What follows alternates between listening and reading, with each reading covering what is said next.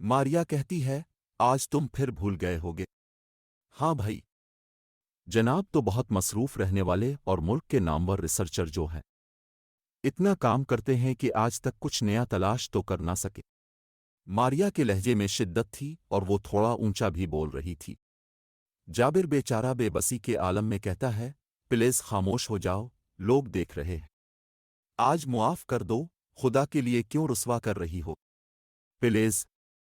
जाबिर अपने हाथ भी जोड़ लेता है ये बात करते हुए।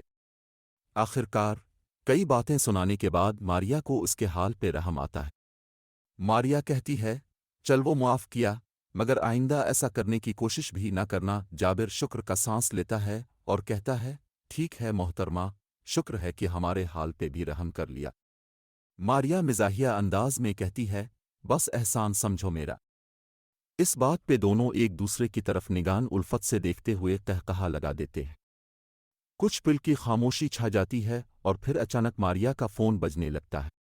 दोनों अपने हवास में आ जाते हैं और मारिया जल्दी से फोन पर आने वाली कॉल को उठाती है।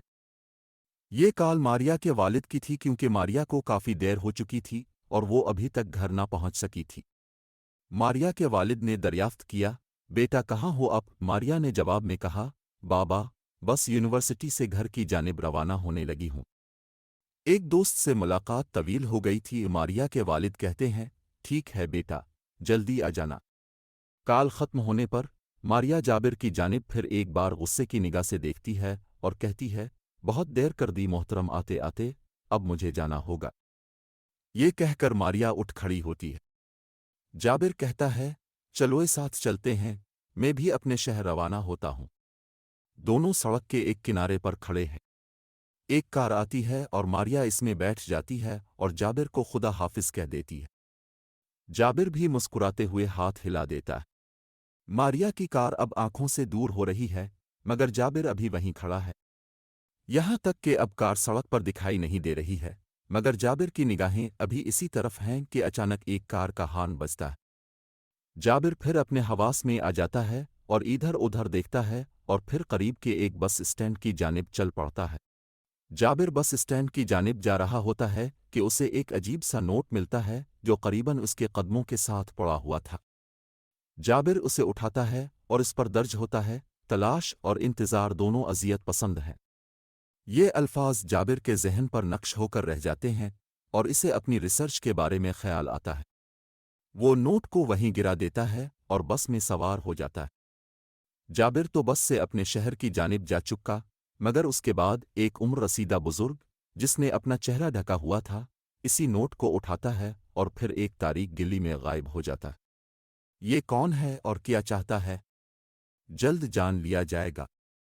जाबिर बिलाखिर अपने घर के करीब के स्टॉप पर उतरा और एक लंबा सांस लेते हुए, चेहरे पर मुस्कुराहट लिए, अपने घर की जानिब चल पड़ता है। जाबिर अपने कपड़े बदलता है और कुछ देर आराम करने के लिए बिस्तर पर लेट जाता है। जब जाबिर सो रहा होता है, वही बुजुर्ग नमूदार होता है और उसके बिस्तर के साथ मौजूद मेज पर इसी नोट को रख जाता है और फिर गायब हो जाता है। वक्त 4 बज चुके हैं। जाबिर जाग उठता है। वो तरोताज़ा होता है और जब वो अपने कमरे में दाखिल होता है तो उसकी तवज्जो बिस्तर के साथ पड़ी मेज पर इस नोट पर पड़ती है। एक लम्हे के लिए जाबिर सोचता है कि ये तो मैं वहां छोड़ आया था।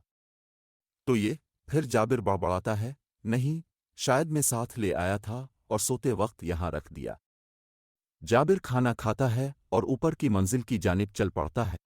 जब जाबिर ऊपर की मंजिल की जानिब जा रहा होता है तो वो एक हल्की सी आहट सुनता है जैसे कोई उसके पीछे हो। वो पलट कर देखता है, लेकिन वहां कोई नहीं होता। जाबिर इस ख्याल को झटकने की कोशिश करता है, मगर दिल में एक बेचैनी सी महसूस करता है। ये एहसास कि कोई इसकी हरकत को करीब से देख रहा है, इसे मुस्तरिब कर देता है।